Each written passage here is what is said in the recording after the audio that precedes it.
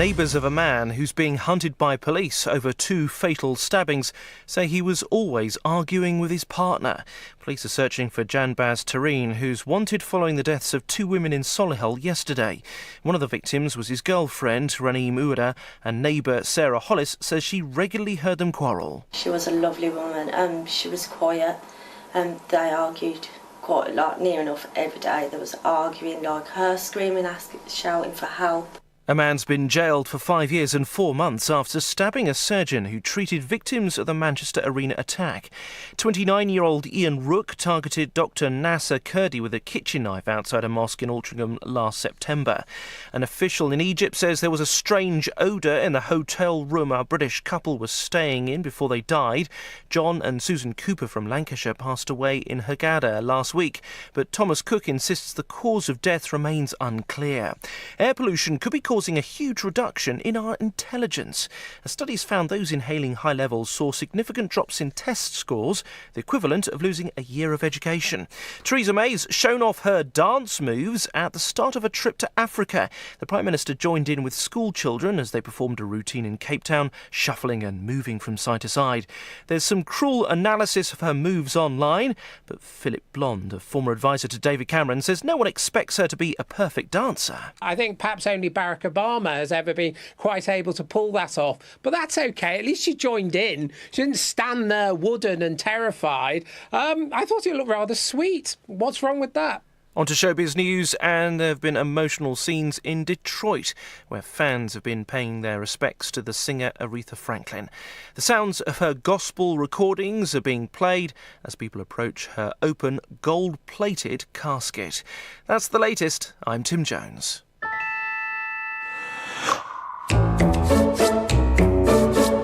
SolihullRadio.com. That's right, you're listening to Solihull Radio. My name is Geoff O'Brien, and thank you very much for joining us this evening. We've got a fantastic show lined up for you between now and 8 o'clock. There are 2 live guests in the studio looking at me right this minute, raring to go. The first guest that we're going to meet up with in a little while is a guy called Jonathan, and he is from Central Rescue UK, and he's going to be telling us all about inland search and rescue and what the team do and how they support all of the other emergency services. And then a little bit later, after the news at 7, we're going to be joined by Alison Swift, a local author. And would you believe, she has written a book, and today is day 1 of the book release. We are so lucky here on Solihull Radio, and she is going to be telling us all about her brand new book, My Wellness Toolbox. But to start with, let's have some Bill with us.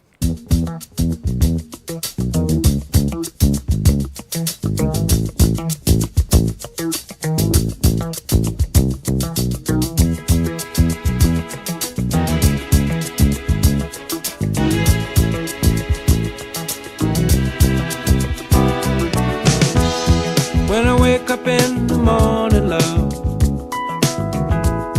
and the sunlight hurts my eyes,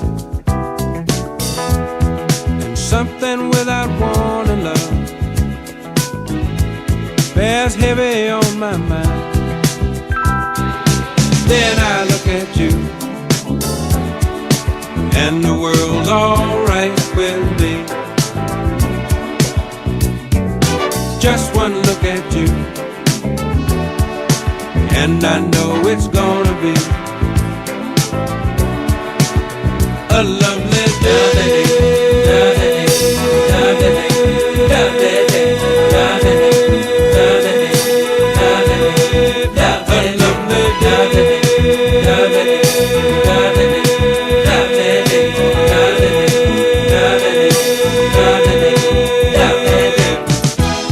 When the day that lies ahead of me seems impossible to face, when someone else instead of me always seems to know the way, then I look at you, and the world's alright with me. Just one look at you, and I know it's gonna be a lovely day.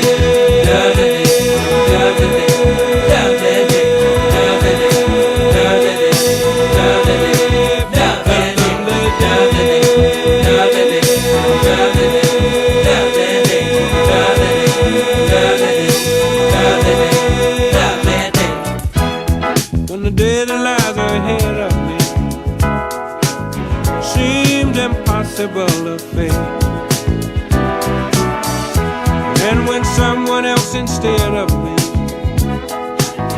Always seems to know the way. Then I look at you, and the world's alright with me. I just one look at you, and I know it's gonna be a lovely day.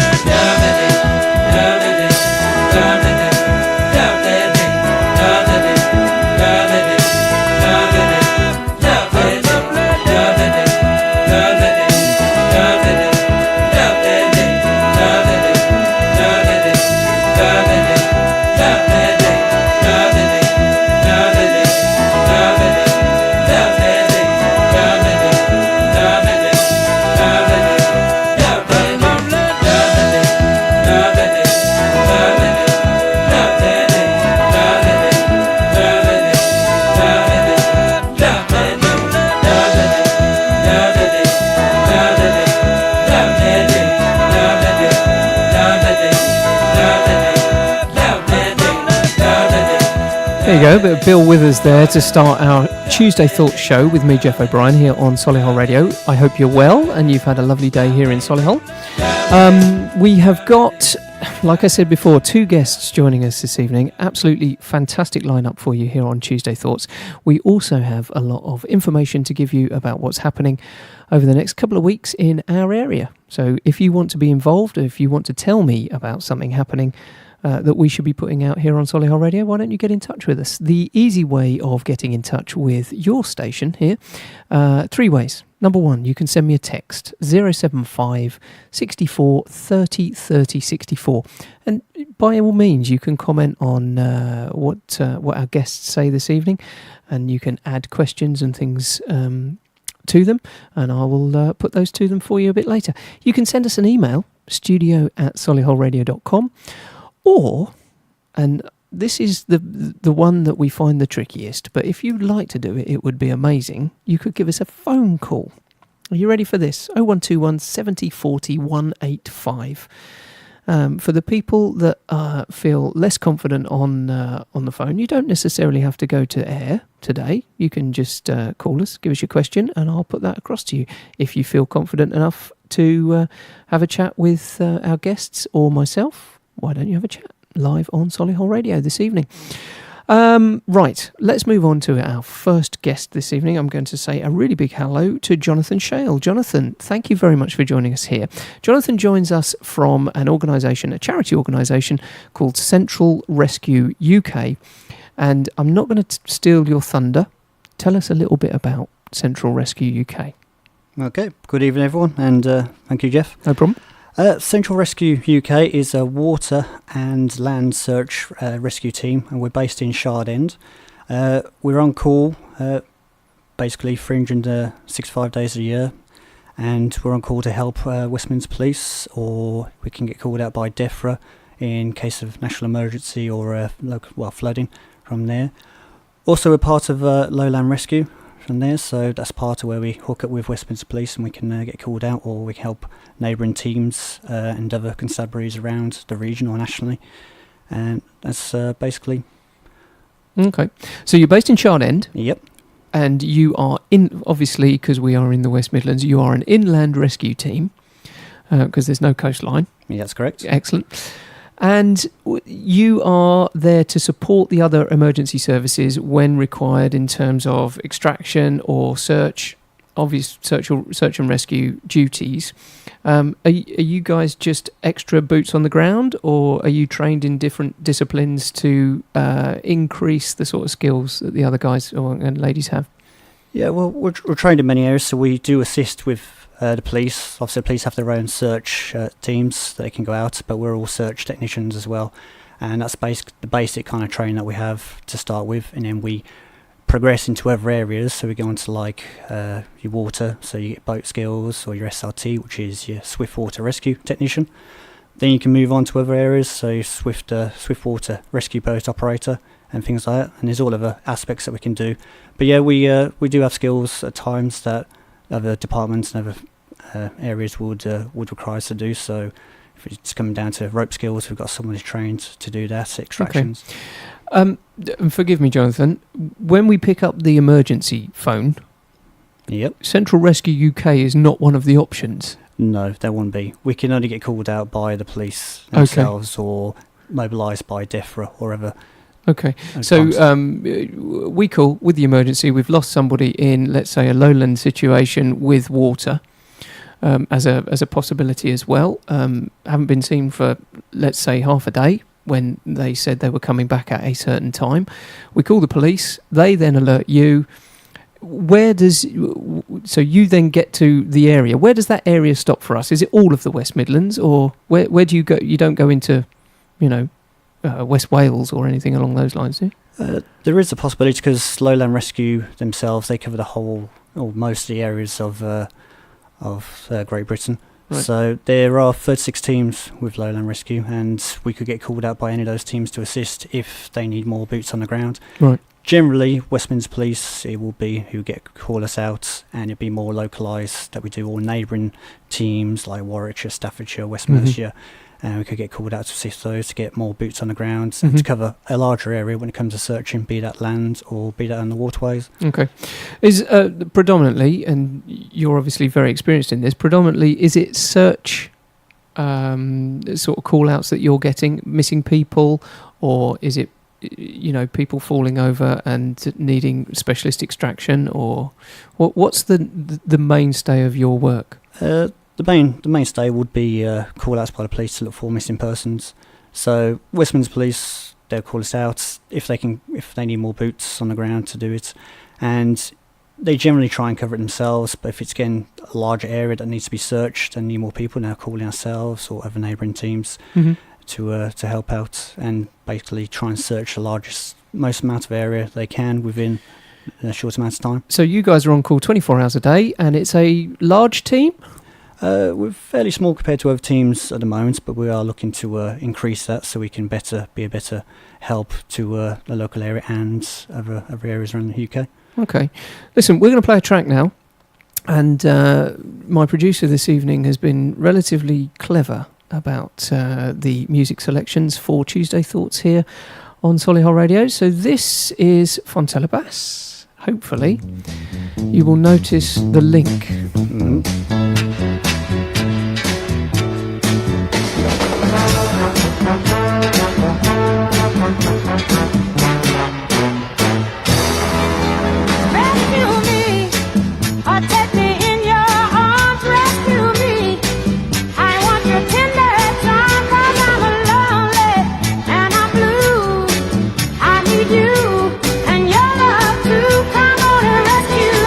Come on, baby, and rescue me.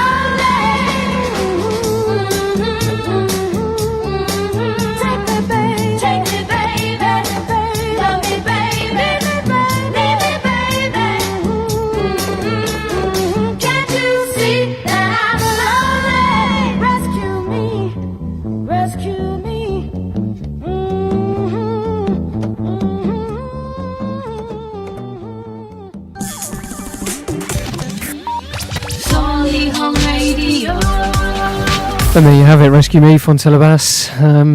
Like I said, the music selections this evening for both guests have been very carefully thought out. You are listening to Solihull Radio. My name is Geoff O'Brien. The show is Tuesday Thoughts. If you want to be involved in Tuesday Thoughts here in Solihull, 075 64 30 30 64 gets you a text straight through to the station. In fact, straight through to the studio here.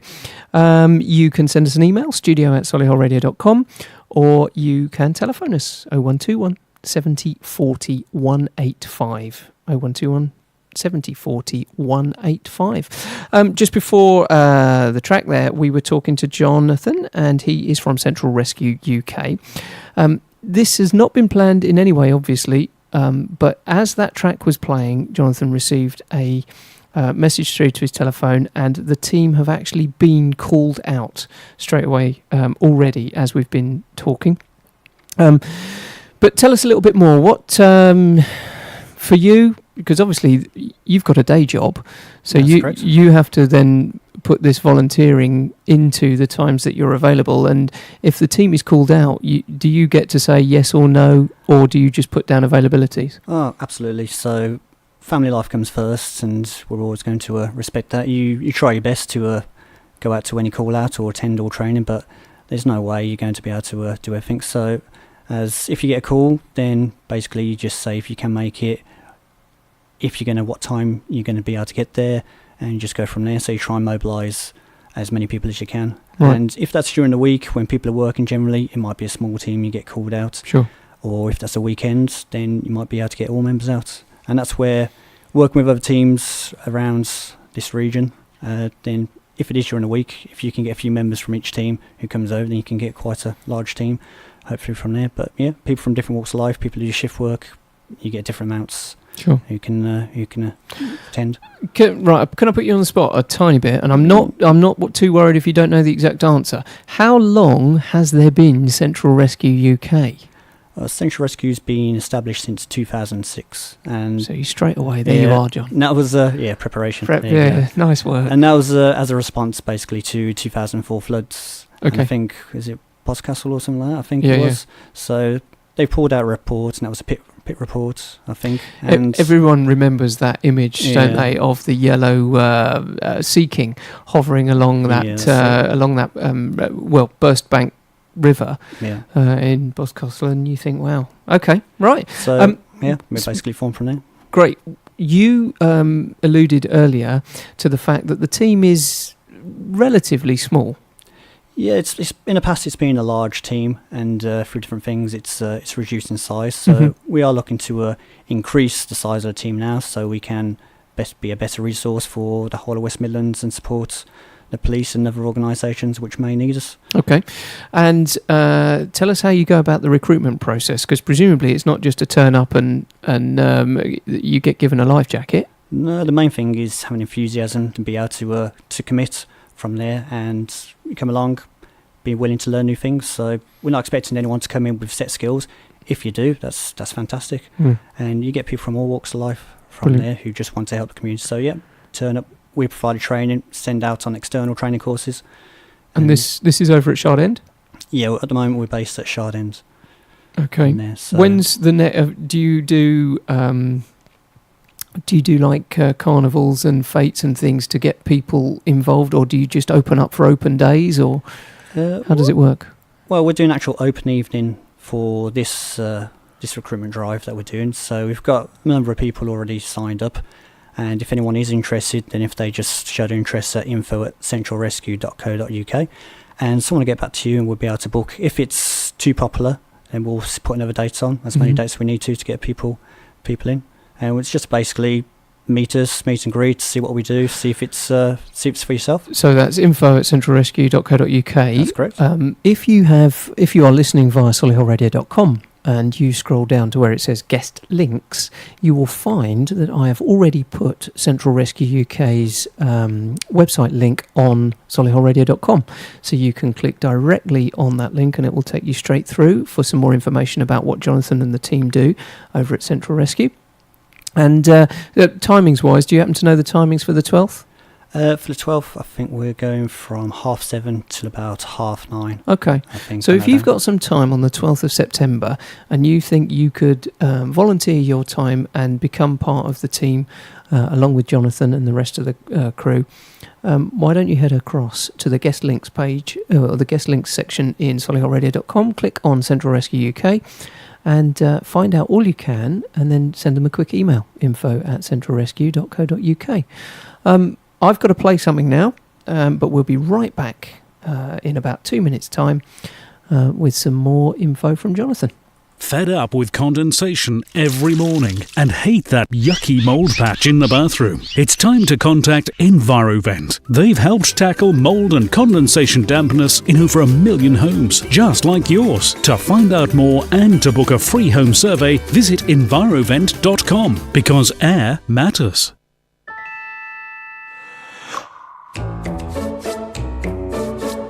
solihullradio.com. Stagecoach Solihull teaches skills in drama, singing and dance. But these skills don't just vanish when the curtain falls. They're skills for life, stretching imaginations and improving literacy. For a career in the arts, learning new skills, or just having fun. So visit our website www.stagecoach.co.uk/Solihull. Stagecoach Solihull. Skills for the arts. Skills for life. Yeah! The Fireplace and Stove Centre, 1204 Stratford Road, Hall Green. Specialists in wood-burning stoves, gas and electric fires with over 50 live displays in the showroom. Come in and experience your new fireplace solutions. Call 0121 777 85 85 for more details.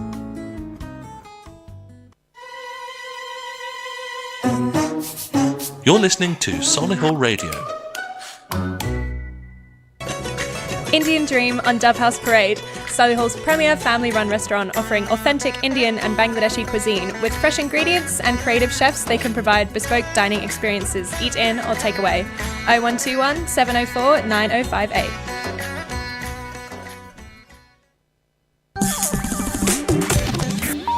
Solihull Radio. There you go. Welcome back to Tuesday Thoughts with me, Geoff O'Brien, and we are joined live in the studio by Jonathan Shale from Central Rescue UK, a volunteer organisation, charity-based, who go out and support the emergency services when required to aid in search, rescue, water rescues, and to generally support what's going on so that we can get to a resolution quite quickly, I presume, Jonathan. Tell us about one of your rescues. What is the day-to-day for you in one of your rescues? I know you said a lot of it's search, so presumably there's techniques that you use for search in lowland areas. But tell me about a time that you've been out there. What have you experienced? So, as ourselves, as Central Rescue, we're a probationary team with Lowland Rescue. So, if we go out, we need to have someone, another full team from around the area, or with the police to assist us. But basically we get called out. It'll be you get a message on your phone, you see who can attend, so we're all messaging, and at the moment my phone's going where everyone's messaging to see if who can attend. You try and get a team together, you set up a rendezvous point, and that might be through the police or someone else who mentions where that's going to be. Turn up, and you just need to mention if it's going to be a water search, if it's going to be a land search, or it's a mix of both, and you get your kit. Generally we keep all our kit with us, so say if I'm at work I can get called out and I can go straight to the RV point. And there's other stuff we have at the lockup where we get that. We've got the boats, we've got currently 2 boats, we've got a third boat coming, and we have to decide what kit we're going to have to suit what we're going to end up having to do and deal with. Okay, and like I said, tell me about one that sticks in your mind. Obviously not details, because that's not what we hear, but tell me about a rescue that you can easily recall. Well, it'd be the last one. So I haven't gone out with too many rescues with Central Rescue at the moment from there, but the last one I went to, it was I finished, I think it was Friday after work. I went straight after work. I met at the rendezvous point. There's already a number of teams that have been pulled there. I think Staffordshire and West Mercia and Severn Area Rescue Association were there as well. And there was quite a big team call out, and everyone's searching. There was a water search there, searching around the land as well. And it's a little bit different doing in urban areas. There's a lot more to bear in mind in areas. You've got the aid of CCTV as well that the police are going to be looking at. So it's a bit different from open woodland or open walkways. With that one, there was a fair few teams out. In the end, it came back to looking at CCTV, and police saw that they actually saw the person going in, so they managed to find and locate the person. And this was during the heat wave, so it was an elderly lady who was, I think, who was suffering with dementia from there, and managed to find her. And it's probably good timing that we managed to find her, because she was suffering with the heat, the elements. Okay, so you and your team, along with the other emergency services, were out there and working together. Teamwork, big ethos, big important factors. Yeah, and like I said, with other teams at Lowland Rescue, we're trying to get all the teams trained to the same standards, same radio channels, same equipment. So basically, you can just hop on to another team and you just join up straight away, and that's the idea behind it. And when it comes to like the water search, we're all trained up to DEFRA standards. From there, our team is, and other teams are. So you're going to be using the same skills. You might be using slightly different equipment, be that a boat or something. Yeah. But generally, everyone can just jump on and just help out. Okay, centralrescue.co.uk is the place that you need to go to find out if you are interested in volunteering any of your time to the team, based over there in Shard End. And there is a open evening if you are interested in finding out more on the 12th of September, I think around 7:30 in the evening there, and you can go along and meet Jonathan and the rest of the team and the crew that you would be helping out. Volunteer organisation, charity run. That's correct. So, like I say, head down to where it says guest links on solihullradio.com. Click on the link across to the team that Jonathan's from, and you can find out all that you need to know there. And they're also very mobile on the social medias, so you can find them on Facebook and you can also find them on Twitter. So you can and Instagram as well now. Oh, I apologise. Set up a number of months ago. Just building it up. There you go. So all of the standard social medias, Jonathan and the team at Central Rescue UK are now shouting loudly from the rooftops. So you can find out exactly what they're doing. Right, some music for you now. And when we come back, I'll be telling you a little bit about what's going on in our local area. But like I say, producer has created a playlist for us. Can you hear this one? I can. Ain't No Mountain High Enough. Works out well. There you go. Thanks, Jonathan.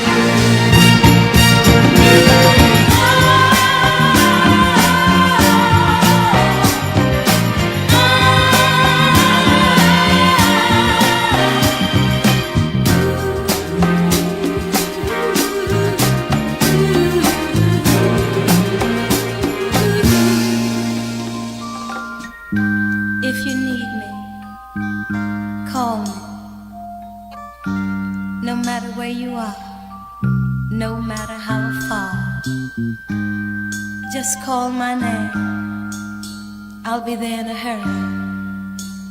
On that you can depend and never worry. No wind, no wind, no rain, no rain.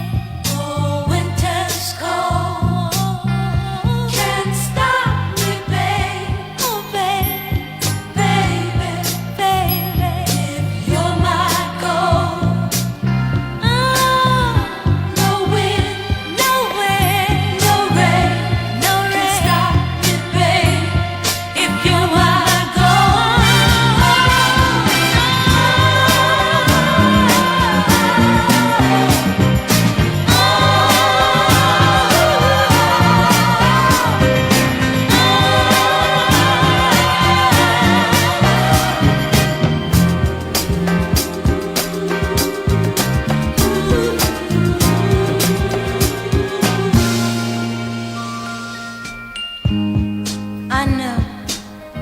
I know you must follow the sun wherever it leads. But remember, if you should fall short of your desires, remember life holds for you one guarantee: you'll always have me. And if you should miss my loving,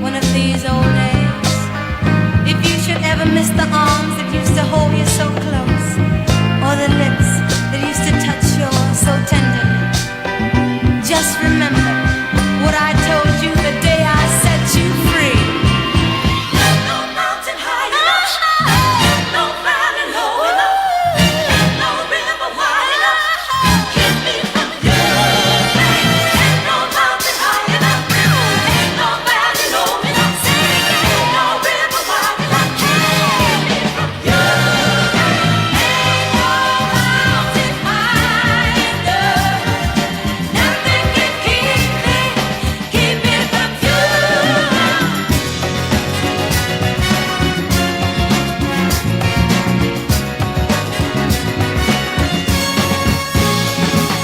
Ain't no mountain high enough, ain't no valley low enough, no river wide enough, keep me from you.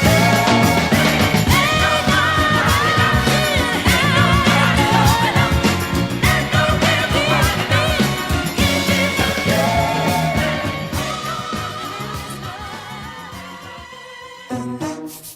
You're listening to Solihull Radio. That's right, you are. My name's Geoff O'Brien. It's Tuesday Thoughts here on Solihull Radio, taking you right through to about 8 o'clock this evening. Well, in fact, exactly 8 o'clock this evening when we stop the live broadcast. And thanks a lot for listening in to your radio station. Right, just before we move on to what's happening in Solihull, Jon just wanted to add a couple of points about what's happening over at Central Rescue UK, just so everything is clear, so that you know exactly what's going on. So, Jon, over to you. Yeah, basically, just as it's been covered, we are a charity. From there, we get no money from the government, and we're purely through donations. So, if any of you would want to get involved, then that is part of something we do. We go out and we try and raise funds. You do not have to be an operational member of the team. You can basically join if you want to just be a fundraiser, or if you just want to be part of the maintenance team or something like that. There's many different roles that you can do, so you don't need to be out there doing the searches. You can be just a support or part of the planning with these things. We do the charity, and we do cover other community work, so we're always out there doing water safety cover for different events and first aid cover, and that's one way we can generate money, and sometimes we can do these things for free as well to help the community out. So that is as part of what we do, and if someone joins, that's part of something that you would be doing yourself.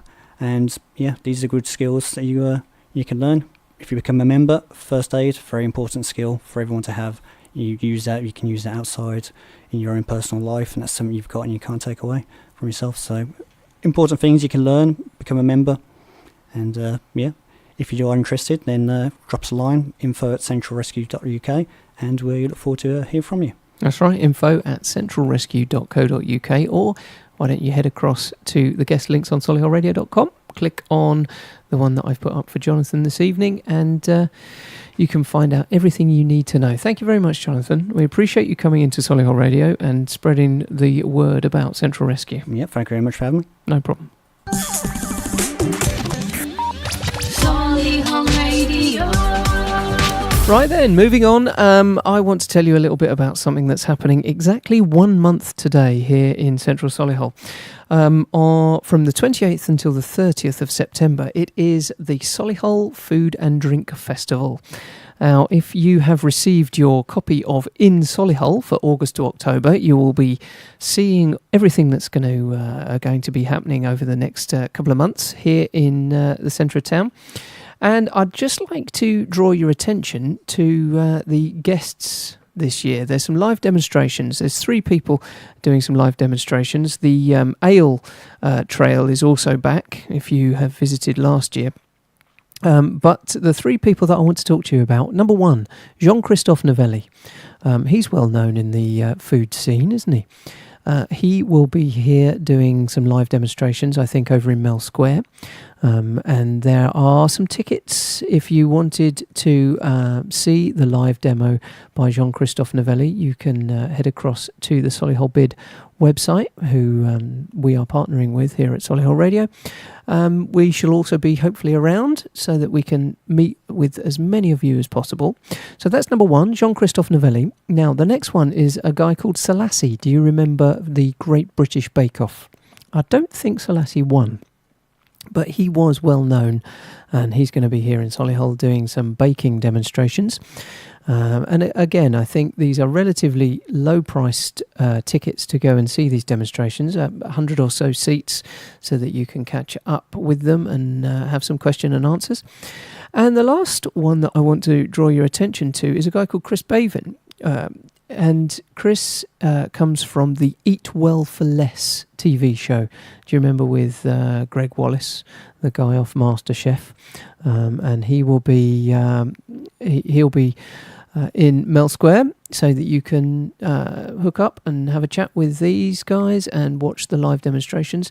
There is also something else that I don't know if I can tell you a little bit about yet, but I'm going to tell you small amount about it, just to keep you guessing. But Jean-Christophe Novelli is actually going to be over at the Crowne Plaza on the 28th.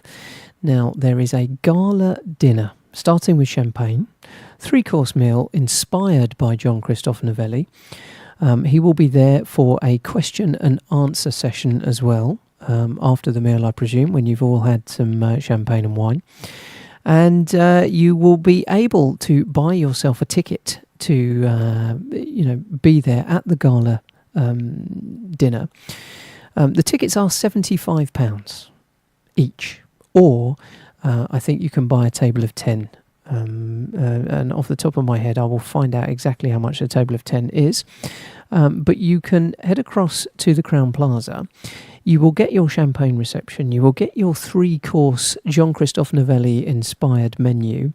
And of course have the chance to have a question and answer session with the world famous chef and restaurant owner. So I urge you to head across to the Solihull Bid website, have a little look at the lineup, see what's going on for the Food and Drink Festival. I've got my copy of In Solihull. You can pick your copies up from all of the places around Solihull Town Centre, the core, over in Touchwood and places like that, and you can have a read. So Selassie, Jean-Christophe Novelli, and Chris Bavin, they're the 3 people coming along. I think they are ticketed events, but I don't think that it is a very large cost for those. In fact, hold on a second. Felice Socchini and Manju Malahi are also involved. I've just turned the page. That's perhaps what I should have done earlier. But listen, 28th to the 30th of September, it's going to be great. Food and Drink Festival here in Mel Square and in the town centre, in the centre of Solihull. Right, let's have some music. Did anybody go to Summerfest? I'm sure you did, because Solihull Radio were there over the weekend. We got to watch and catch up with the 10cc set and the Alicia Dixon set. Amazing afternoon just before little drops of rain and whatnot, but generally very good. We didn't actually go on the Sunday, so let us know what it was like on the Sunday. But here's some 10cc for you. We'll be right back after this.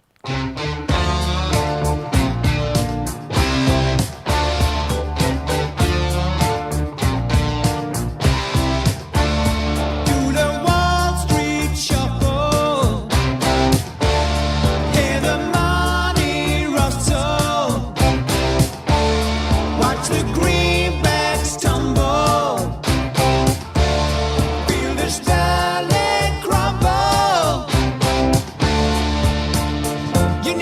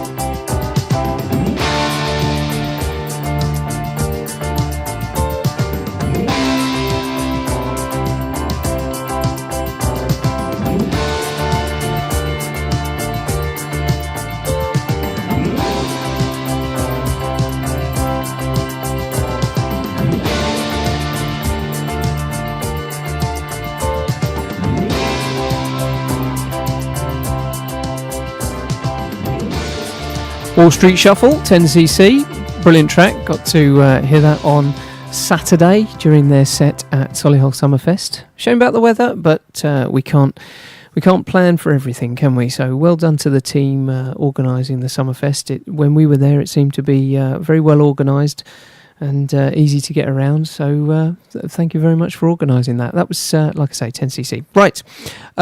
We have been joined by our Knoll, Dorridge, Bentley Heath correspondent. Jackie, are you there? I'm here. Good evening, everybody. Hello. How are you? I'm fine. I bet 10C didn't look the same as it did when they released that. Can I? If you've been to solihullradio.com recently, I have put the Wall Street Shuffle on our track of the week. Now, they didn't look like that at all. Graham Gallman didn't look like that at all. No. Well, I don't look the same. I think I was probably a student still when that was released. I'm not saying anything, Jackie. So I missed it all because I've been to Harrogate. Again? Well, you have to go north to Yorkshire just to find cake. Okay, and I know you and cake. But the real reason we went there... Cake is your middle name, isn't it? It is. Yeah. Yes. So what was your reasoning? Solihull Moors. Oh, of course, because you were speaking to Coleman about this, weren't you? Yes. Now, I nearly gave you a scoop last week, but I was talking to Coleman instead because I knew all about the takeover by Mr. Eels. Right. Yes. Anyway, Mr. Eels was there. Right. And they lost 3-1, so that wasn't... My husband and his brother were not happy. Okay. They're big Solihull Moors men. Right. I was pleased about the Wrexham result, though, yesterday. Right. Because they won. Listen, Jackie, you know I'm not a footballist. Neither am I. I went round the shops. Okay. With that, I'd just like to say I wouldn't even go round the shops. Yeah, well, I was sussing out. There's loads of... Harrogate is like two halves. Okay. Rich and not so rich. I was going to say, isn't it in the top 10 of places to live? Yeah, well, one whole road is charity shops, probably about a dozen. Right.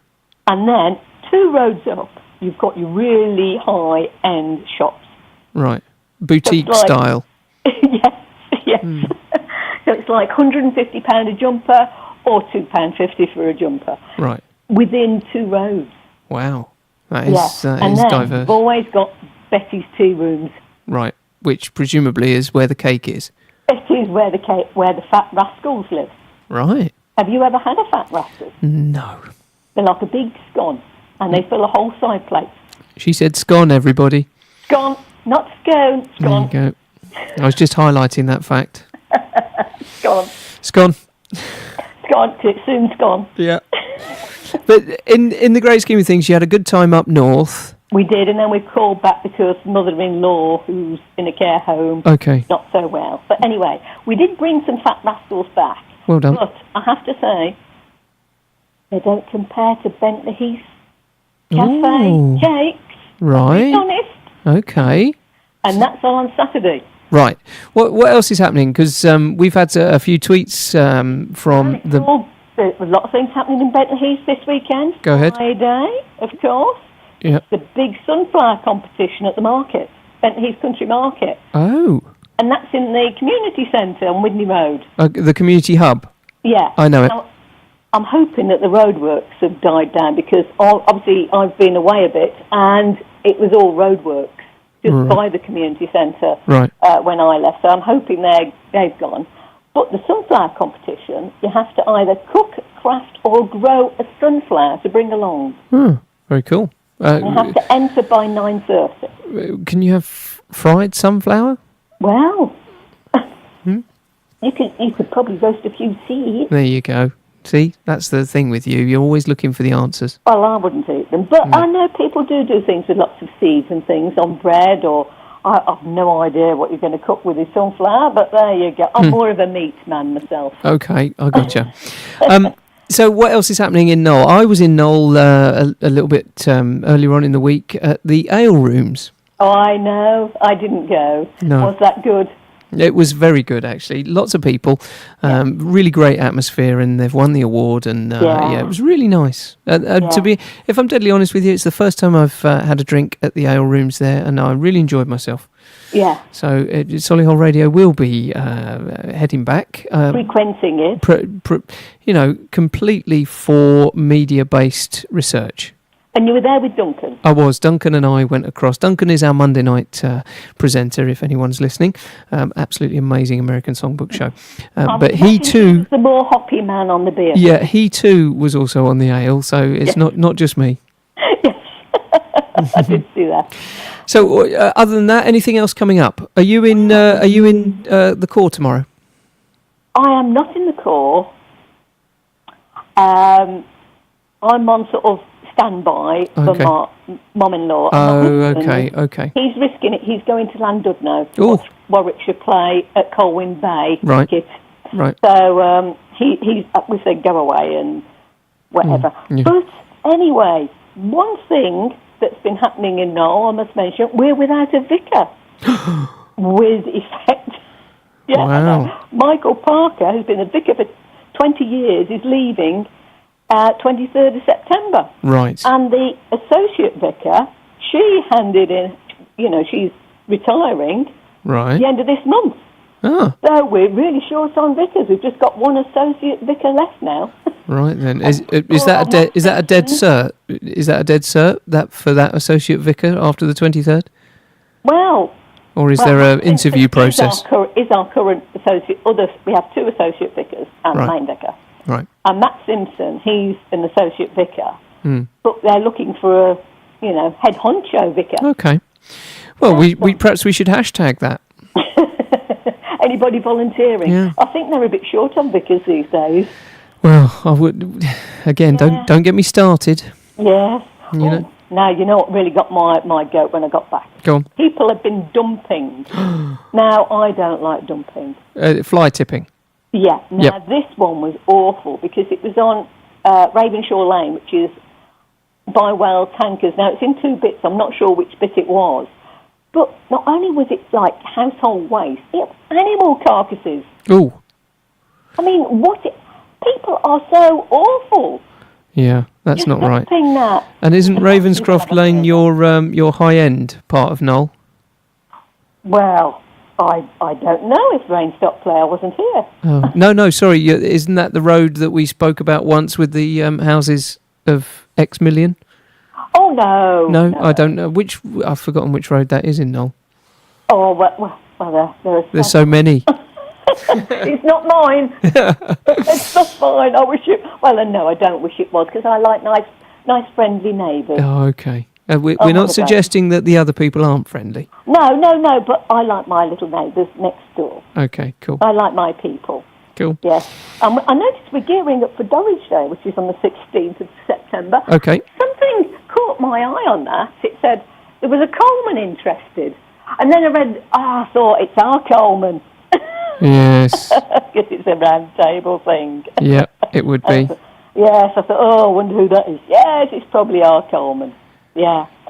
But there's other things going on in a couple of weeks. Now, on Friday the 14th, you were talking about saving people. With Jonathan? Yes. Now, first aid volunteers are running a 2-hour free life-saving course at Dorridge Village Hall on the 14th of September on a Friday at 7 o'clock. Right. So pop that into your diaries, everybody. Pop that into your diaries, because I know some people, they listen on podcasts. Yes, they do. So you can't always, Yeah. they're going to... If you are listening live, thank you very much for doing that. If you are listening on demand, pop that date into your diaries for the first aid course. And I'm very excited about Jean-Christophe. Oh, Jean-Christophe Novelli. Do you know the other day when we were tempting people with some information, I have got some information, relating to Solihull Radio, and I just can't tell you about it yet. I know. But the people here are, if in the office this evening our PR team were here, they would be looking at me with stern eyes now. Yeah. Well, so I can't go any further. Don't try and get it out of me, Jackie. I won't. It was a bit like me knowing everything about Solihull Moors. Yes, and exactly. And Evil saying, don't tell anybody before the 20 seconds. That's it. Well, just don't try and draw it out of me, because I'm not going to tell you. I won't. All right.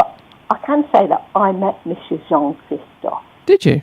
I did, a few years ago. He was doing the X Factor Celebrity. Okay. And I was in the green room because my niece works on the X Factor.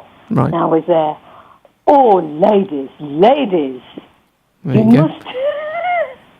Can't go wrong. Oh, yes. I was doing my cougar bit. Oh, stop it. Okay, right. On that note... do you want me to say... Well, no. I'm a community man. And with all this Brexit coming... What about Mr. Seth Lakeman? I like the folk music, but I do listen to more modern stuff. Okay. Because Coleman was on about, Fairfoot and all that last week. Yeah. But Seth Lakeman and... What about Divided We Fall? Okay, let me type that. Together, everybody. I know. Well, hold on. Can I just say, when Coleman joins us in the second hour here on Tuesday Thoughts, he's actually almost international. Is he? He's joining us from an almost international position. Ireland. Whitby.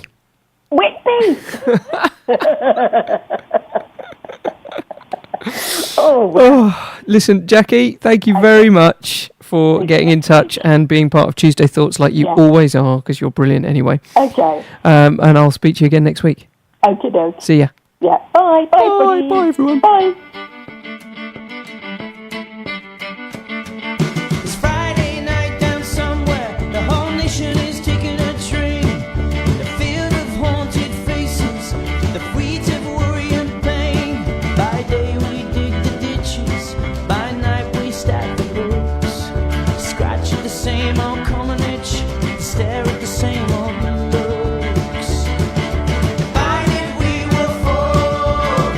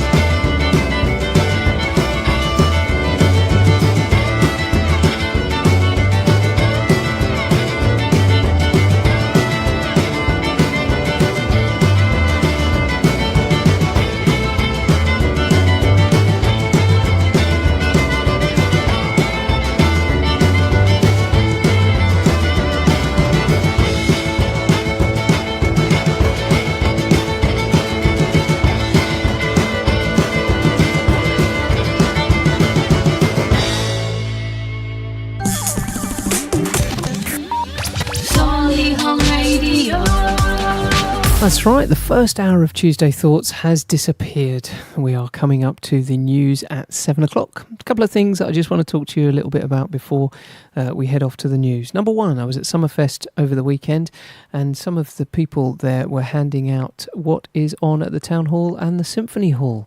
What's coming up towards the end of the year. And I must say, I've gone through the programme, and the people that are coming to Birmingham are amazing. I was in the core this morning having some breakfast, because I'm always on the lookout for new breakfast places here in Solihull, so bear that in mind, and I also social media them. And the core, I went to the Encore restaurant today, had breakfast, which was absolutely amazing. Really, really nice. So well done to the team at the Core Theatre here in Solihull. I was looking to see who's coming up over the next few weeks, and we've got some amazing people coming into Solihull. So between the Town Hall, the Symphony Hall and the Core Theatre, we have got an absolutely brilliant lineup of acts. I urge you to go across to the Core website, the Town Hall website, and the Symphony Hall website. Have a look, see who's coming up, because when I got the running order, as it were, I couldn't believe some of the people. Joan Armour Trading is sold out though, so bear that in mind if you're a big Joan Armour Trading fan. Anyway, it is now 7 o'clock, so here is the news, and we'll be back with Alison Swift, local author of and talking about her new book, My Wellness Toolbox.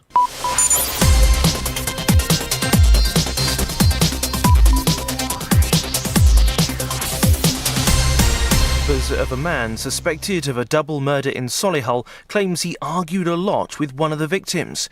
Police are searching for Janbaz Tareen following the deaths of his former partner and her mother yesterday. The mum of a Windrush migrant has walked out of his inquest, angry that Home Office policy won't be considered during the hearing. Dexter Bristol from North London was trying to prove he had the legal right to be here when he collapsed and died in March. He'd already lost his job.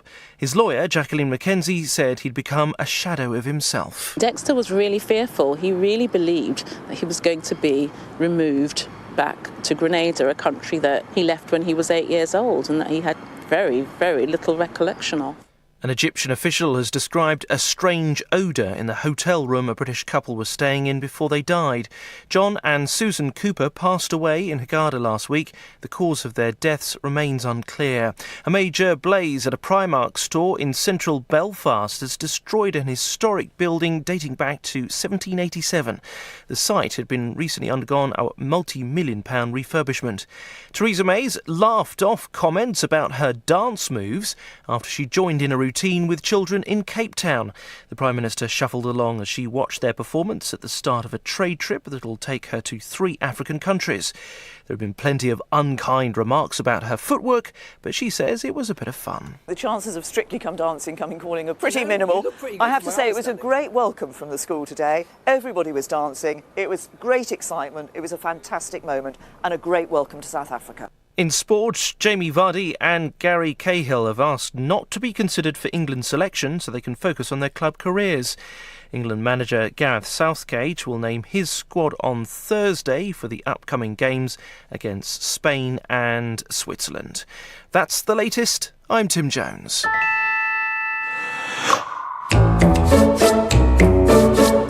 SolihullRadio.com.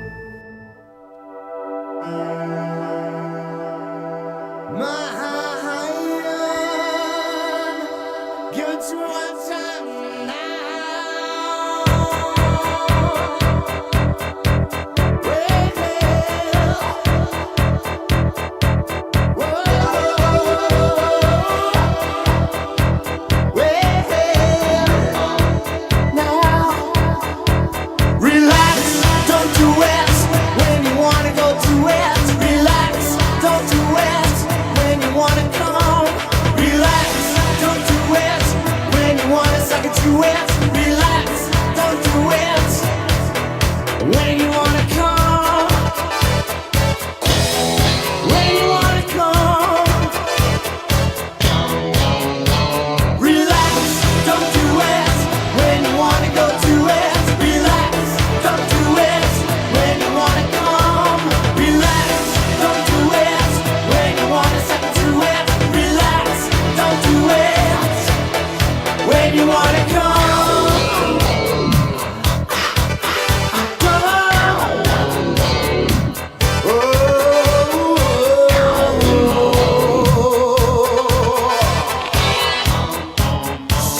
but shoot in the right direction.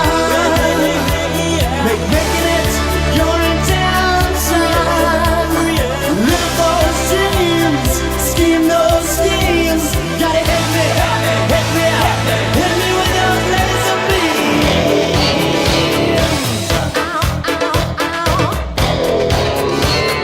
Laser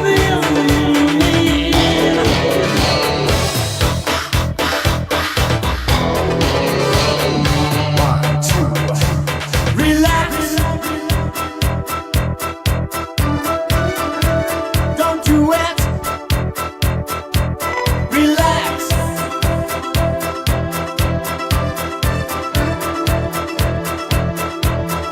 When you wanna come.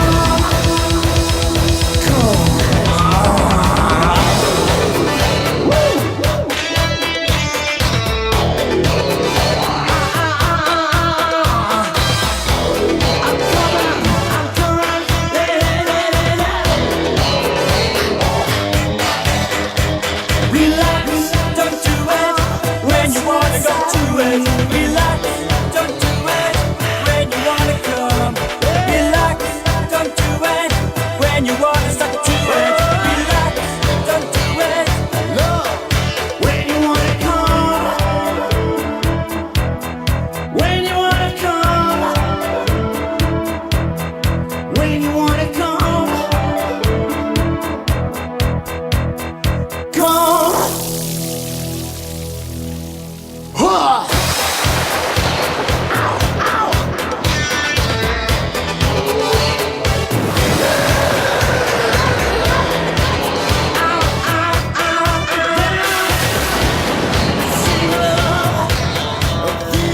Relax, don't do it when you wanna go to it. Relax, don't do it. Relax, don't do it when you wanna go to it. Relax, don't do it.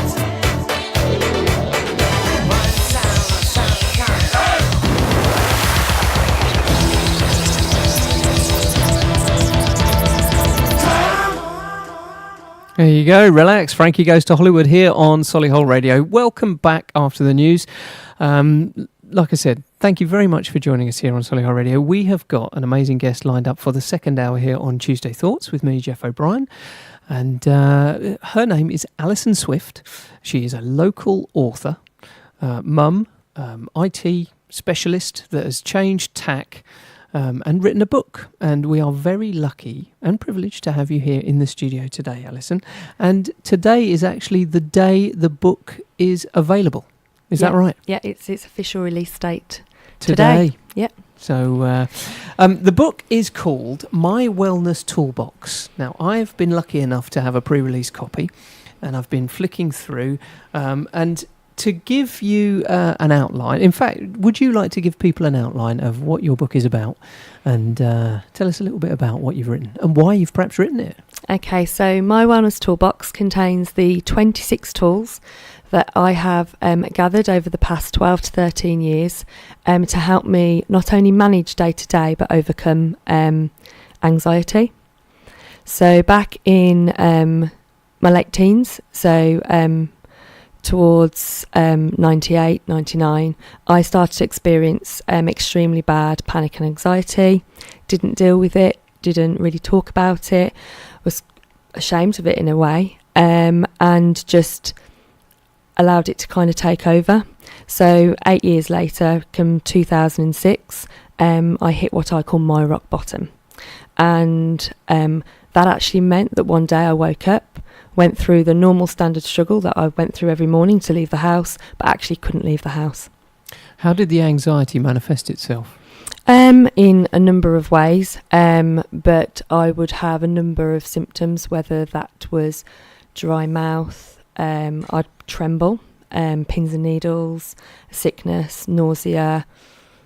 Yes, I understand what TMI, there's certain things here that I'm not going to say. Yeah, I understand.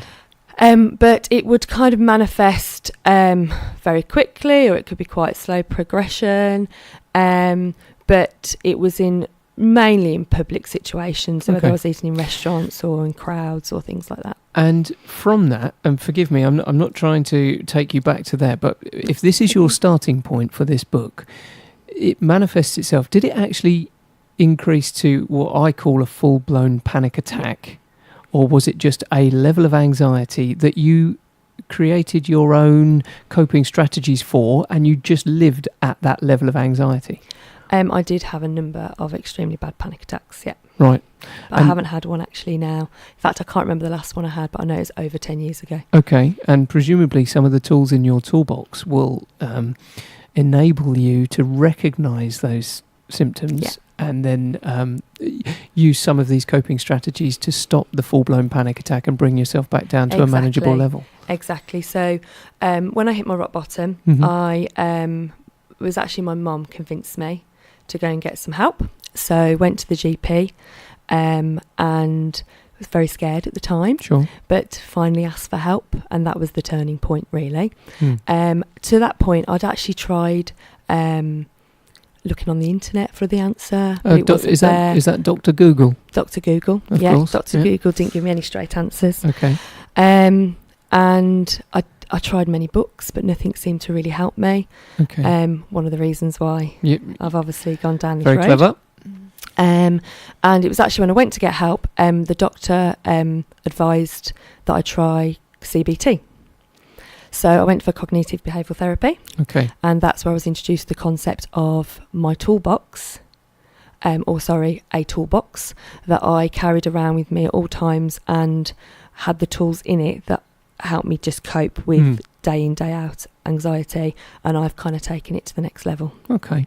So the book is the manifestation of all of the different tools that you use day to day to manage, quotes, life and the sort of level of where people's anxiety is. I've noticed over the last 10, 15, 20 years, anxiety is becoming a much bigger factor in people's day-to-day life. Anxiety, panic attacks and stress. Now, when I was smaller, we didn't necessarily put as much focus on people's well-being, day-to-day well-being, as we do today. Yeah. So tell us, let's just take one of your tools, because there are, like you say, 26 tools in the book. Yeah. Let's take one of the tools that you use predominantly day to day, and you say, that's one of my tools, I'm going to stick with it. My bottle of water. Okay. And that's tool number one. Tool number one and is... it seems so water, but it's the simplest and it's the easiest, and it's the one that can help you stop panic attacks in their midst as well. Okay, so everywhere you go, there's a bottle of water. Not anymore. Oh. So, and this is where not only have I got the tools that help me manage day in, day out, but it's actually helped me overcome anxiety. There are situations today where I do get anxious, which tend to be quite rational situations, job interviews, coming to a radio interview. As normal people would. So my bottle of water will come with me. But it was only a couple of years ago I realised I'd actually stopped taking bottles of water with me everywhere I go. Excellent. And so your bottle of water, so you feel yourself, and let's say you're at level 2, yeah? And we know that it's beginning to climb because you're, in your mind, you are developing the, quotes, story of stress that I call it, which always seems to get slightly worse every time you tell it to yourself. Yep. And you're in this sort of descending spiral of anxiety and worry. Your bottle of water, you have a couple of sips of water. Now, forgive me, a couple of sips of water, for me, I would need quite a lot of CBT or linking therapies to link having a couple of sips of water to bringing myself back down to level 2 again. Okay. Is that something that you develop over time? Yeah. It is something that it became a tool that as I used it more and more over time, I kind of became more reliant on it. And it did become a crutch, but it worked. And the thing about the book here is it's trying to give you the tools to use proactively. So if you're going into a situation that would normally fill you, or scenario that would normally make you feel anxious, take the bottle of water with you. And sometimes by just having that bottle of water with me, it kind of would prevent me from getting anxious, because it was like a crutch in a way. I thought, well, if especially I used to do I used to have to go into a lot of meetings with the work that I did, working in Sure. IT, Yep. and often had to get up and speak. So I'd take my bottle of water, make sure I kept my mouth nice and, wet. And it would just keep me just that little bit calmer. But obviously, the more you use it over time, the more successful it is. It is hardwiring it into your brain that this works for me, and obviously then will make you feel better. It's not necessarily going to help on the very first time you use it. I'll come clean. When I've been in the past suffering with these sort of elements of being nervous and being anxious, I'm going to tell you my crutch, as it were, that I used to rely on, and it made things worse in a way because I used to have extra strong mints. Oh, okay. So whenever I felt anxious, I used to have an extra strong mint. Well, interestingly, in the book, I refer to the fact there are some situations where you can't take water. One of those being through security, where actually you might feel quite claustrophobic, quite confined, out of control. And so I take sweets. But you're right, you've got to be quite careful sometimes with the choice of sweets. Sure. One of them being extra strong mints, because you can tend to eat one after the other. One after the other. No, I was addicted. Yeah. I was addicted to extra strong mints, and I'm going to say that out loud. But I'm not there anymore. Thank you very much. So if, extra strong mint people... manufacturers are listening, thank you, but no thank you. Right, I've been looking through your pre-release copy. My Wellness Toolbox by Alison Swift is out for sale today, and I like tool number 14. Tool number 14 is all about surrounding yourself with positive people. I've found that developing Solihull Radio over the last 6 months or so, if I am around positive people, many more things happen and my stress levels come down. Did you find writing number 14 tricky, or have you been surrounded by positive people saying this is exactly what you need to be doing? I think I learnt through the last 13 years who the positive people were in my life, and the people that make me feel really good, and the people that might not make me feel so good. And I've worked out who makes me positive, and therefore that's who I surround myself with. There are people, aren't there, that seem to get their energy from negativity. Yeah. So they surround themselves with either negativity or try to instill negativity, and that then gives them their energy. I think in terms of a creative person or somebody that's sort of developing things in society, positivity needs to be the mainstay for that, doesn't it? So I take on board your tool 14 completely. So together with tool number 1 and tool number 14, I am already beginning to implement your toolbox. Good. So that's 2 tools straight away. That's two tools straight away. And like I say, I've been lucky enough to have a pre-release copy to flick through and have a little look through and see where I can start implementing these tools. How long did it take you to write, Alison? So I actually started to write it about 2 years ago. Right. I did a Facebook post. Was quite upfront about the fact that I'd struggled with anxiety and I'd hit my rock bottom 10 years previously. And the response I got to that post privately, well, I got quite a lot of public response, but I also got quite a lot of messages asking how I'd overcome the anxiety, what these tools were that I talked about. And so I gave some out there and then. And I realised that I wanted to do it on a bigger scale, committed to writing a book. Then I was pregnant. I had a daughter in January 2016. And it wasn't until the October that my sister and I were talking about the fact that we both like to write. It's one of our tools, which you'll discover in the book as well. And we wanted to kind of get some of this positivity out there, which is why we set up the Sister Goodness Facebook page. And then over a period of 26 weeks, I shared a tool a week to that audience of it started off about 300, but it's now up to 700 members. And so really it took about 6 months. So that was from the October to the March that I actually produced what's in front of you today. Okay, great stuff. Listen, can I play you a track that is inspired by tool number 21? Yes. Listen to this. We'll be right back with more from local author Alison Swift about her brand new book after this track here.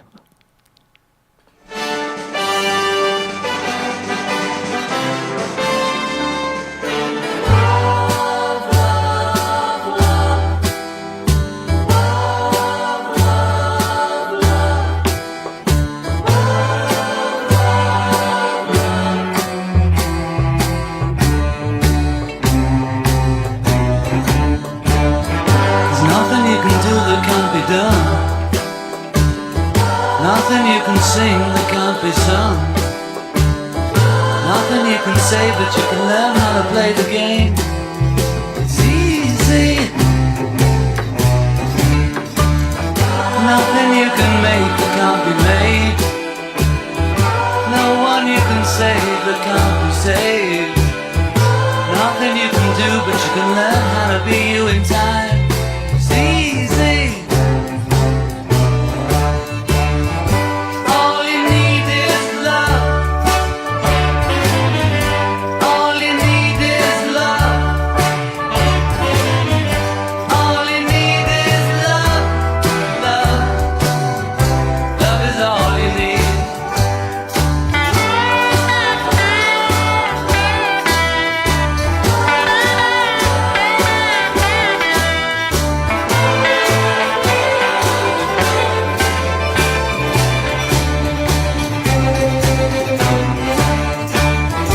All you need is love.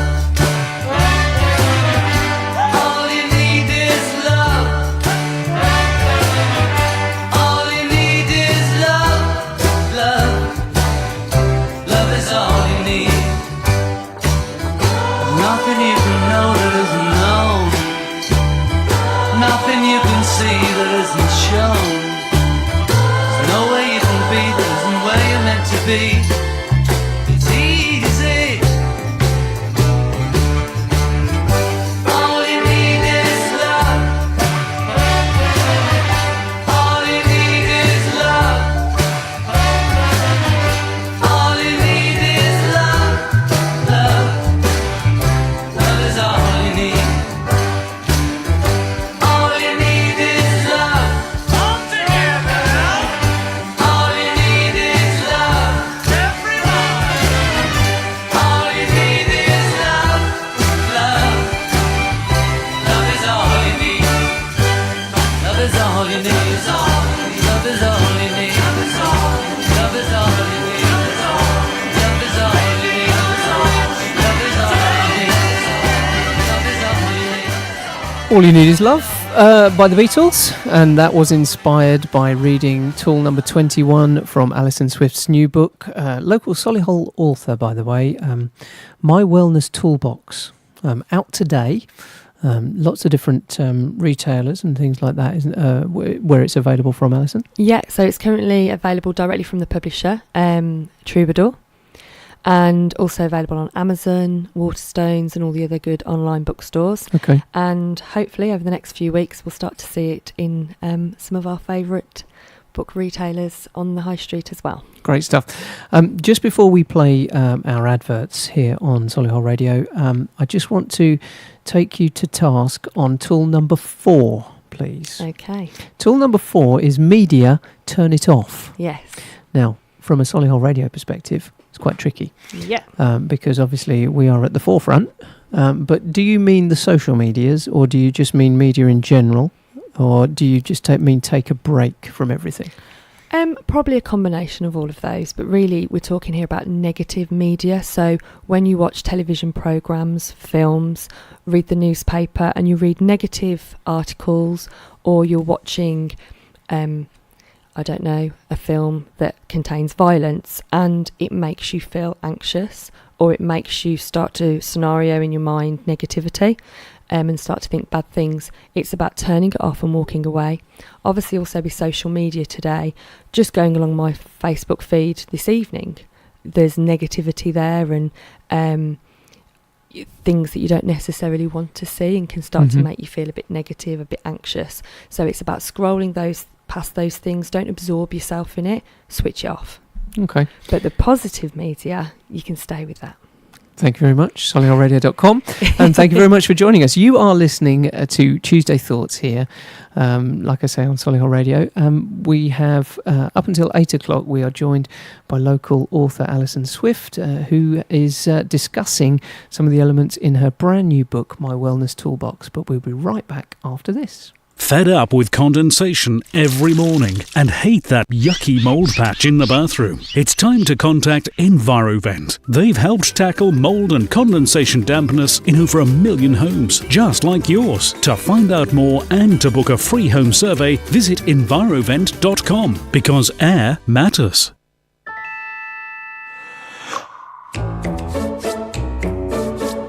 SolihullRadio.com.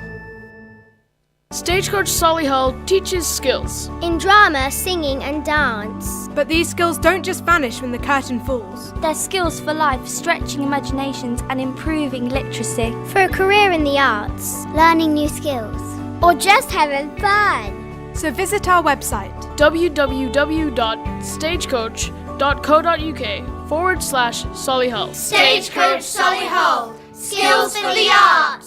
Skills for life. Yeah! The Fireplace and Stove Centre, 1204 Stratford Road, Hall Green.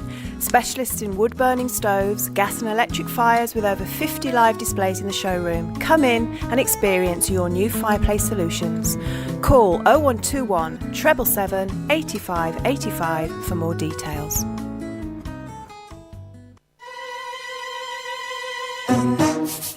You're listening to Solihull Radio. Indian Dream on Dove House Parade, Solihull's premier family-run restaurant offering authentic Indian and Bangladeshi cuisine with fresh ingredients and creative chefs. They can provide bespoke dining experiences, eat in or take away. 0121 704 9058.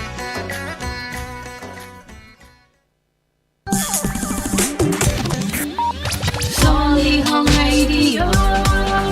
That's right, welcome back. You have joined us here on Tuesday Thoughts on Solihull Radio. My name is Geoff O'Brien. We're here for the next 35 minutes or so. We are joined in the studio by local Solihull author Alison Swift, and we have been discussing her brand new book, My Wellness Toolbox, which is out today. So if you are looking online and wanting to find yourself a copy, if you haven't been lucky enough to have a pre-release copy like me, so that I've been able to have a look through and just pick Alison up on a few points about the media, for instance. I've put a big pencil mark there to talk to Alison.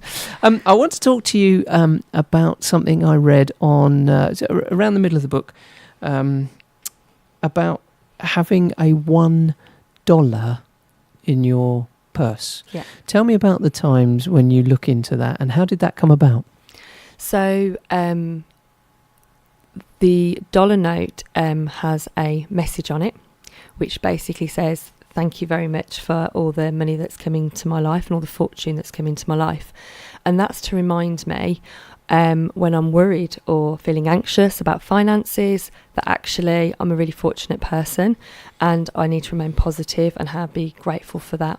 And this comes very much under the tool around gratitude and looking for the positive as well, and being grateful for everything that we have in our life, and trying not to focus on the things we haven't got and worrying about how we're going to pay that bill or this bill.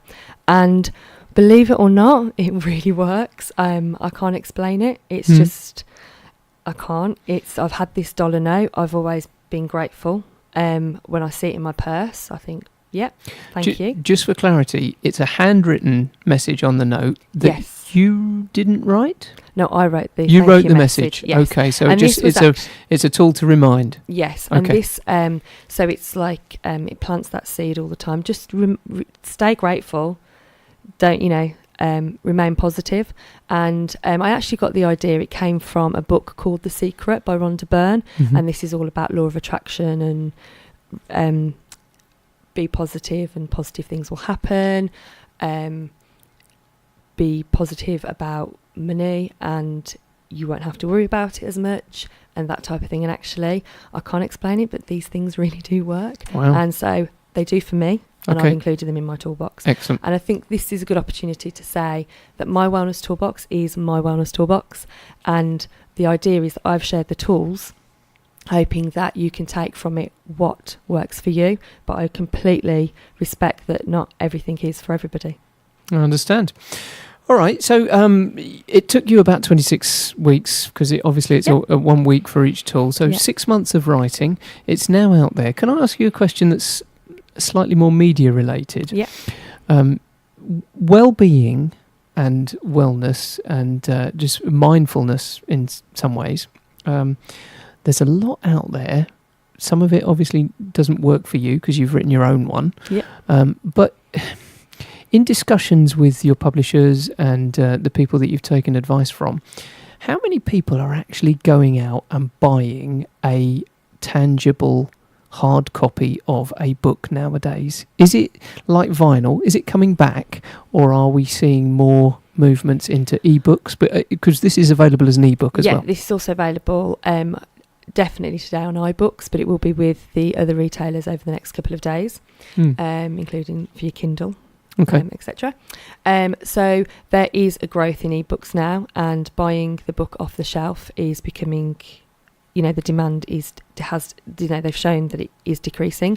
So when I spoke with Troubadour, the advice was that we went down both routes. So you've covered all your bases. Yeah, basically. And I think for me, with it being under the self-help category, and I cover self-care and within the book and daily self-care, for me, sitting and reading a book and flicking through pages I find really therapeutic and relaxing. But I appreciate for other people just being able to download an ebook straight onto screen is what they would prefer, and that's what chills them out and relaxes them. So okay, I've gone for both options. Can you stay there exactly where you are? Can I come back to you in a little bit? Of course you can. Because we've got lots to get through here on Tuesday Thoughts, but it's thank you very much for coming into Solihull Radio. We'll come straight back to you, so stay there.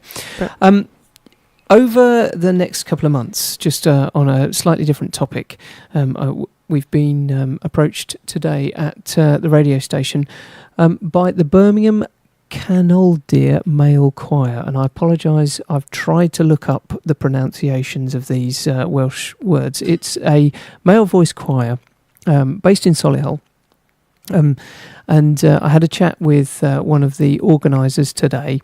They are coming into Touchwood on Saturday the 6th of October to have a really big sing. It also coincides with Touchwood's wedding fair.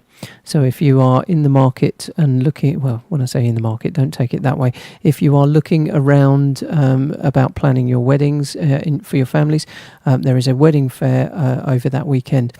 But I wanted to play you an example of the choir singing, because we are going to get them into Solihull Radio, and hopefully if we can get a few of them in with the MD, we shall have a sing and rebroadcast it live here on Solihull Radio. So I looked around and found some recordings of the choir, and I've gone with What Shall We Do with a Drunken Sailor. So if you remember that song, and like I say, after this we'll be right back with Alison, but I'd like to play you this because on the 6th of October they are in Touchwood and they are recruiting. And it says, for young men and not so young, whether you've sung before or not, we'll teach you the skill of singing, or singing well in a choir, and there's nothing quite like it for some enjoyment. They are recruiting in Solihull at the Royal British Legion, Union Road, which is just off Warwick Road, and it will be Friday evenings, so 12th, 19th, 26th of October. So if you'd like to go along and try having a sing with the Birmingham Choir, this is what they sound like. See what you think. What shall we do with a drunken sailor? What shall we do with a drunken sailor? What shall we do with a drunken sailor? Early in the morning, way, hey, and up she rises, way, hey, and up she rises, way, hey, and up she rises, early in the morning. Put him in the longboat until he's sober, put him in the longboat until he's sober, early in the morning, way, hey, and up she rises, way, hey, and up she rises, way, hey, and up she rises, early in the morning.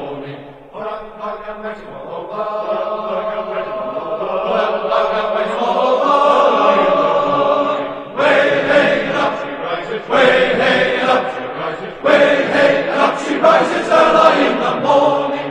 What should we do with a drunken sailor? What should we do with a drunken sailor? What in the skelter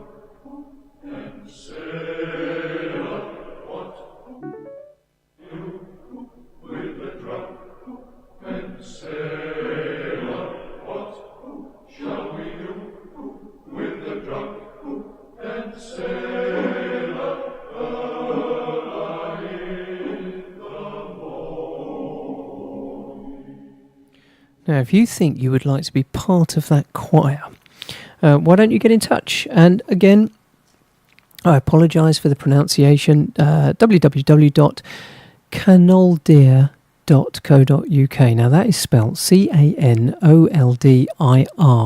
Now, when I was trying to look up the pronunciation of that word, I found out exactly what it meant, but the Google Translate and Play back didn't really help me a great deal. It's a Welsh word meaning middle ground, and of course, being in the West Midlands and Birmingham, very aptly named.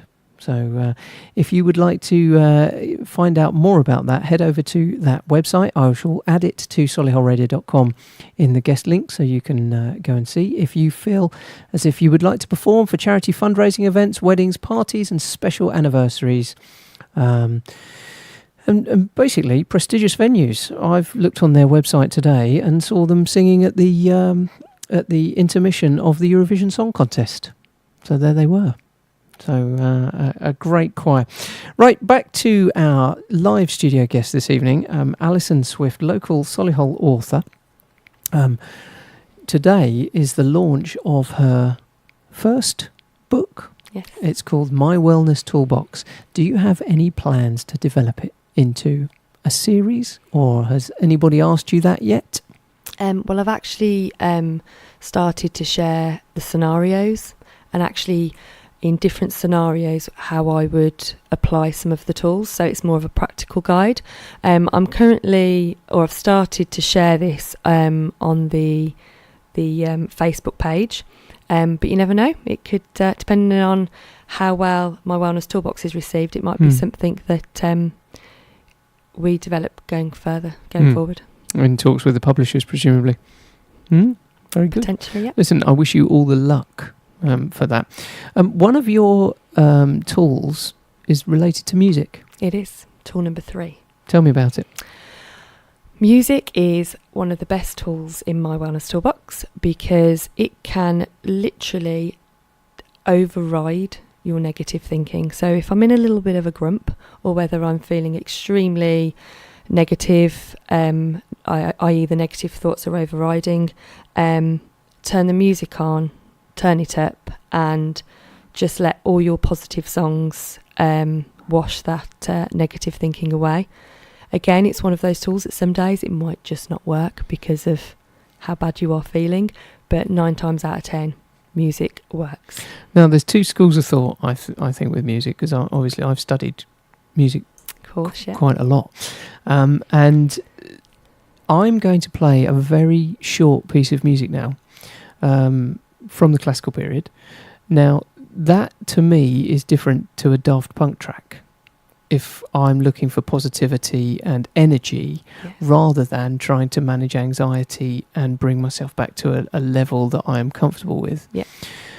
If you would indulge me and let me play this track now, and then we have a quick chat afterwards, I'll ask you where your feelings lie. Is it going to, for you, is it a mixture of the two, or can you drop into different styles or genres or time periods?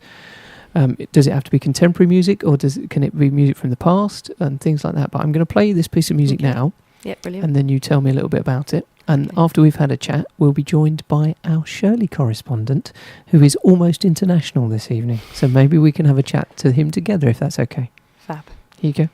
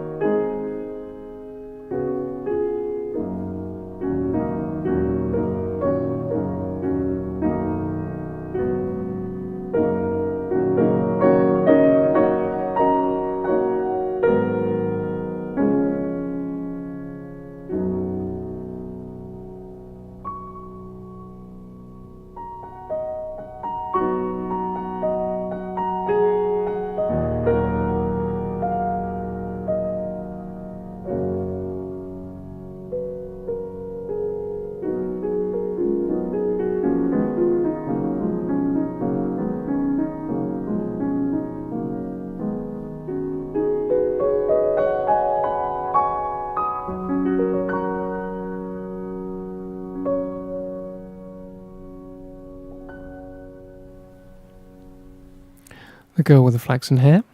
And how does that make you feel, Alison? I found that very relaxing. There you go. You see? Very nice. It's different, isn't it? If you're looking for that relaxation, you go with something along those lines. And if you need that burst of energy, you choose what you need, don't you? You choose that tool out of the toolbox and you make that conscious decision. And the suggestion in the book is that everyone has a positive playlist. Mhm. So it's a playlist which contains all your songs that make you feel good. And it might be that you have a couple for different situations. So when you want to really relax, you've got your relaxing playlist. When you want something a bit more upbeat to make you feel a bit more positive, you've got your more positive playlist. Brilliant. But yeah, ultimately, it's one of the most... We've all got certain songs, haven't we, that we fall back on. Definitely. Excellent.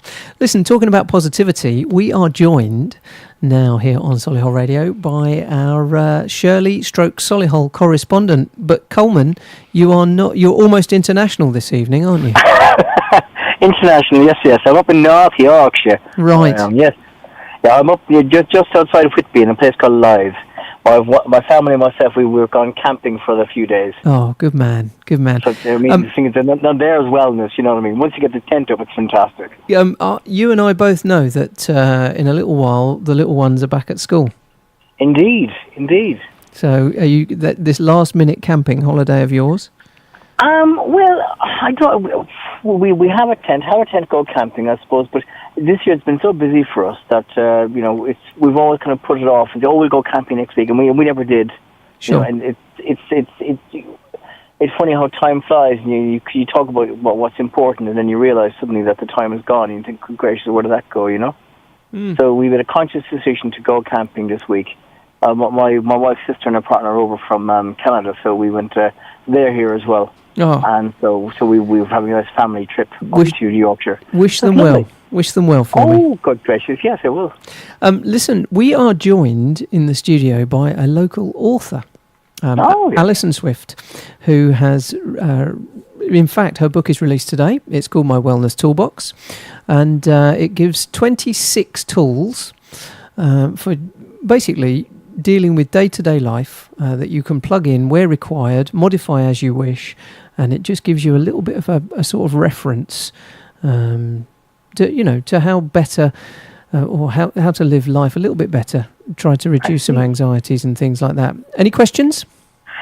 Oh, well, you put me on the spot here. Sorry about that. As you always do. Well, good evening, Alison. How are you? Hi there. I've rather than just speaking about wellness, because one would think that it's a very kind of packed market, like the whole wellness thing, and people kind of are writing. You'd get a large range of books on wellness and wellness toolkits and whatever else, that kind of thing. Sure.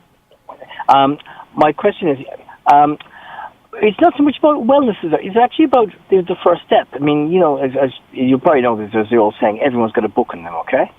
Now, mind you, it might not be a book worth reading, in my case, but how do you make the first step? I mean, I'd love to. I mean, I've come up with some crazy ideas for books, and I've sketched out the ideas, and they've stopped. So where do I go? I mean, how do I make the jump from? I suppose in some ways, it's the case there's probably a fear of rejection. Really, in my case, I'd be afraid to write something and have it rejected. How do I make the jump from ideas and a first draft to actually getting people to seriously listen to what I have to say about what I want to write? Well, for me, if you actually looked at my documents folder on my laptop at home, you'll see probably about 30 attempts to write a book over the last 13 years. But this time round, I knew what I wanted to do, and I knew what the message was that I wanted to get out there. So I actually decided to kind of go down the blog route first, and my sister and I set up a private Facebook group page where friends of friends can add members.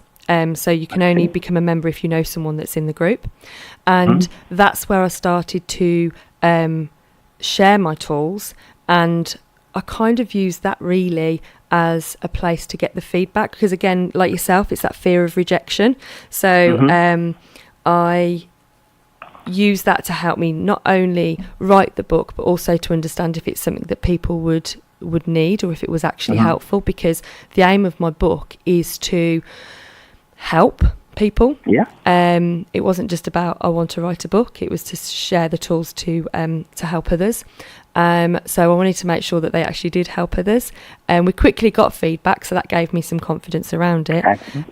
So 26 weeks down the line, when I thought, I think that's my 26 tools covered, although I did think of 27 after I'd submitted the book to the publisher, as always happens, which is the beach. But that could be the first of the next 26. Yeah, exactly. That could be the next 26. So what I actually did, I did a load of research around publishing versus self-publishing, and there's so much out there to read. I narrowed it down. I did a good couple of weeks of research, and I found it was actually a self-publishing house, which was Troubadour. And I just contacted them by phone, said, I've got something here, I kind of want your feedback. And I sent it to them for their feedback, and they came back to say, we'd like to work with you. So that's kind of how it started, and that was the start. That was 6 months ago. And that's how you write a book. Does that answer your question? It does. It does. It does actually, because again, the whole idea of those would say, self-publishing. Some people, there's actually quite a few shysters out there. For example, there is. It's a bit of a racket. It was. I had to pick through a lot of information. You can self-publish completely. You can go straight on now and upload a document onto Amazon, I believe, and do like free publishing and what have you. But I did a lot of research and found. Looked at a publisher that had a lot of really positive reviews. Excellent. Obviously has a lot out there. And got good feedback from obviously some of the big publishers as well. Excellent.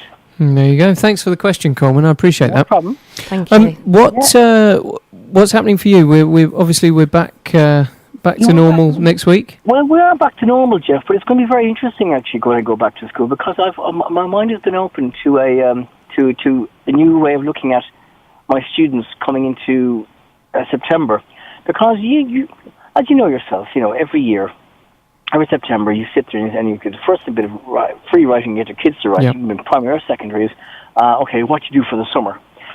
And I was recently sent a Facebook post about teachers not asking that question because of the fact that a lot of the kids, especially the school I work at, for example, which I won't name, but there's quite a lot of poverty, and quite a few of the kids use food banks, and they didn't go on holiday, and a lot of hunger, and it's like in the sixth richest country in the world. I think it's an absolute sin.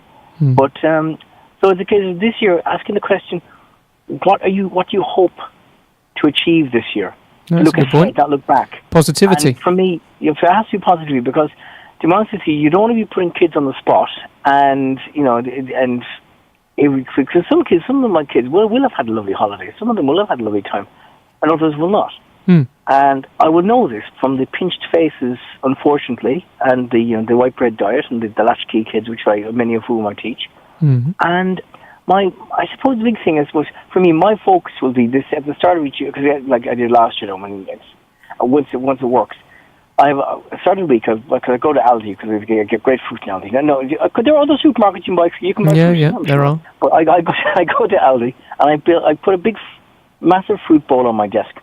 Now the thing is, the fruit isn't for me. The fruit is whoever wants one grabs one. Yeah. Now the thing is, the kids won't come up on mass and grab it all, but they have one or two, and then it's just theirs. You know what I mean? And then, for example, those who might eat an orange, for example, I say, okay, well, if you're going to eat an orange or eat an apple, keep the seeds. We'll plant some trees and see what happens.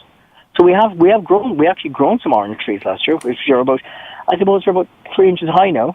Oh, that's good. Which isn't bad. And so we're going to keep growing them. We've got a school greenhouse. We're going to grow them there. We're growing some apple trees, and we'll see what happens. But there has to be this kind of a positive consequence to the fact that that it's at the end of each week, for example, when they're going home, any spare food that hasn't been eaten in the school canteen is kind of just packaged and stuck into the bags before they go home. Yeah, I do. And it's tough. It's one doesn't like that to see it, and one doesn't kind of mention it in the same way. For example, like I'm going next week. I've got my son. My son is he's 9 now, but all of his old school clothes, his school shirt, his school. Yeah. Before the school had a branded shirt. He's got the old white and blue polos and his school trousers. And they're all in good nick. He never wears it. he never wears knees out, thankfully, or the backside of his trousers. So they all go in. They've all been washed and laundered and ironed, and they'll go into school, and they'll be snuck into the kids' PE bags after they finish PE. They come back and they find the trousers that they used to wear, which is shiny with the dirt, is gone, and this nice. They don't mention it. The parents don't mention it because they know what we're at, But the thing is, we're not kind of saying, "Oh, aren't we wonderful?" It's just a case of it's what we have to do. In the same way, like, for example, buying our own equipment for school, because there isn't any money there. So, but I look at it not so much as a challenge, but as almost as my duty, really. It's the way, isn't it? If we take that positive spin.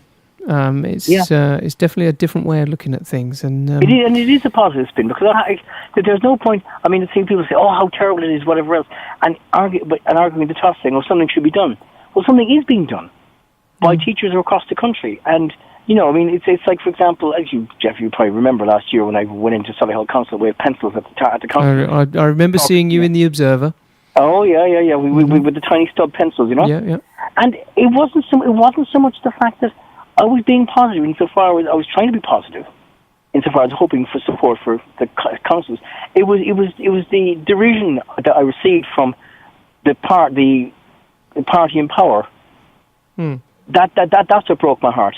That the derision and the laughing, and I thought to myself, it's not so much I wasn't getting through to them, but then I thought to myself, I could be really nasty, I could be really negative about this, and throw out the baby with the bathwater, but instead, I've looked at other ways, like through my work at Round Table, through the work with different political groups which I'm affiliated with, to raise awareness and also raise funds and raise numbers of pencils.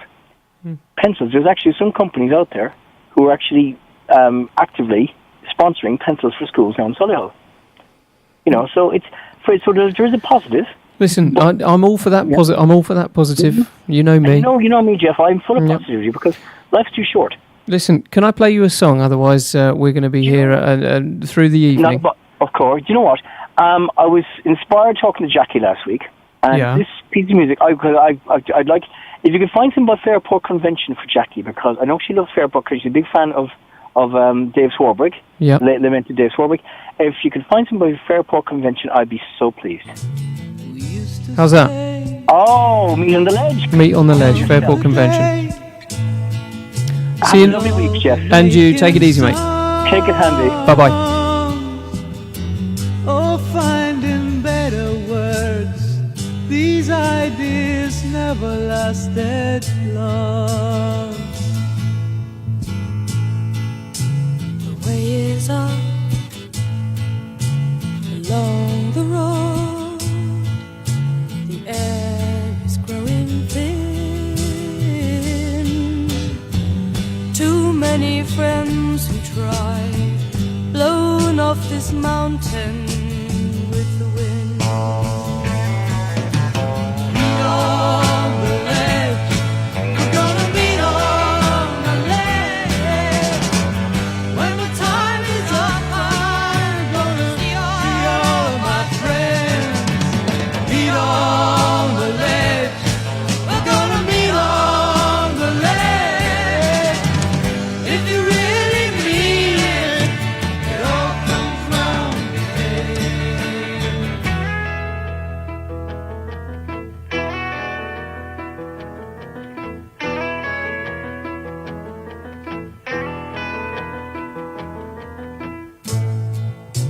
And now I see I'm all alone, but that's the only way to be.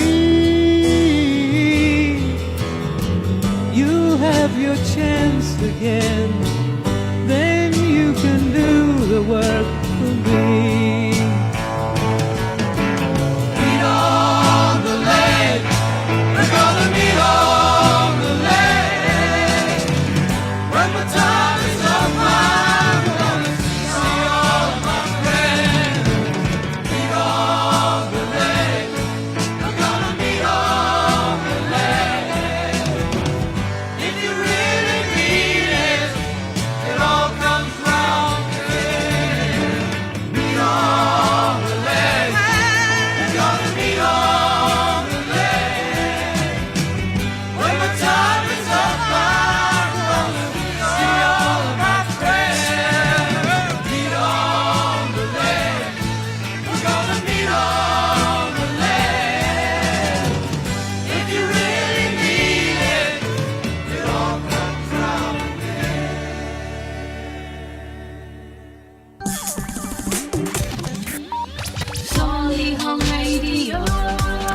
That's right. Tuesday Thoughts is almost over for another week. We're lining up our next round of guests for next Tuesday.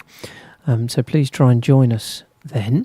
Tomorrow evening, Jake, our rock show debutante, will be sitting exactly here from 6 till 8. If you are a fan of rock music in our area, Jake's show, the Solihull Rock Show, it would be for you. So join Jake at 6 o'clock tomorrow evening.